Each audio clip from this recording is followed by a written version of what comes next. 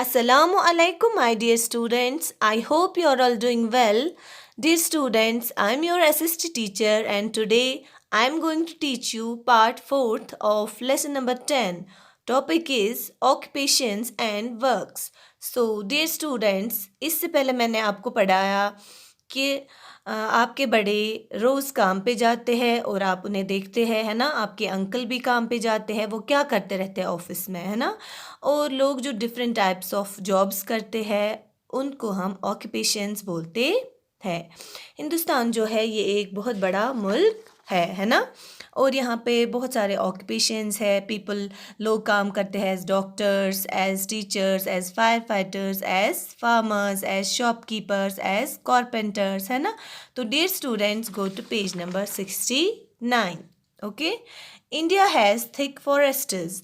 There are a large number of different types of trees in the forests. People have different types of occupations in these forests. Such work is called forestry. Hindustan बहुत बड़ा है ना? और यहाँ पे thick forest घने जंगल भी है और उन घने जंगलों में डिफरेंट टाइप्स ऑफ ट्रीज़ है। लोग जो है वो मुख्तलिफ काम करते हैं इन जंगलों में और ऐसे काम को हम बोलते हैं फॉरेस्ट्री, है ना?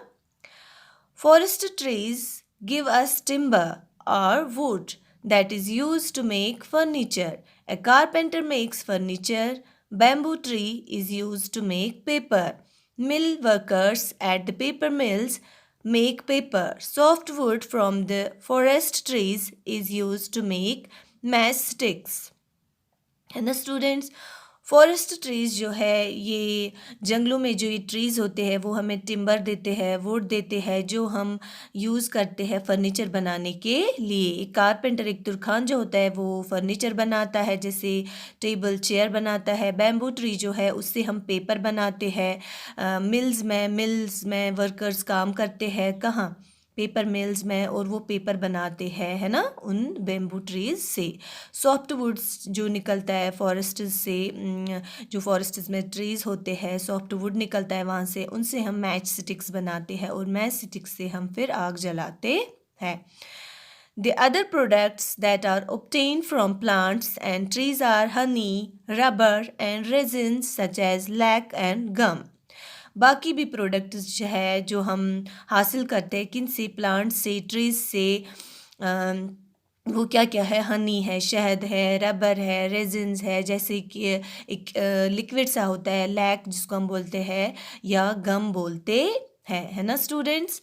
Rubber is made from a liquid called latex which is obtained from rubber trees. It's a flexible material that's used to prepare various things.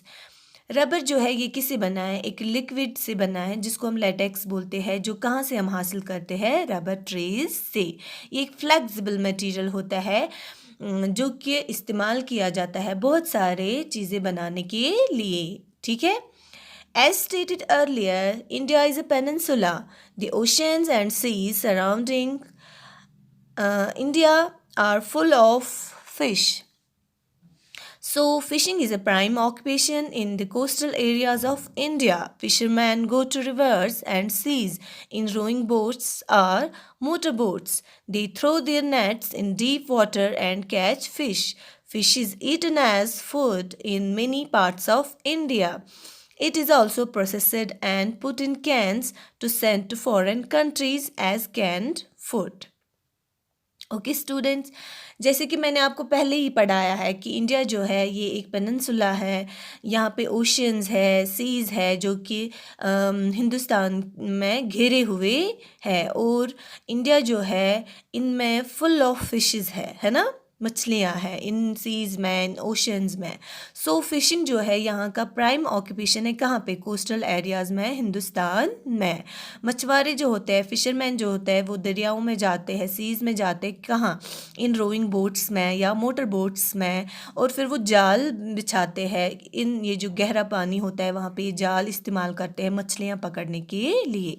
मछलियाँ जो है ये खाते हैं एज फूड बहुत सारे हिस्सों में हिंदुस्तान के, और फिर इनको पैक किया जाता है कैन्स में, और फिर इनको फॉरेन कंट्रीज़ में भेजा जाता है as canned food. Foreign countries में मछलियों को बहुत ज़्यादा पसंद किया जाता है। तो my dear students, I hope आप सबको समझ में आया होगा, अच्छे से समझ में आया होगा।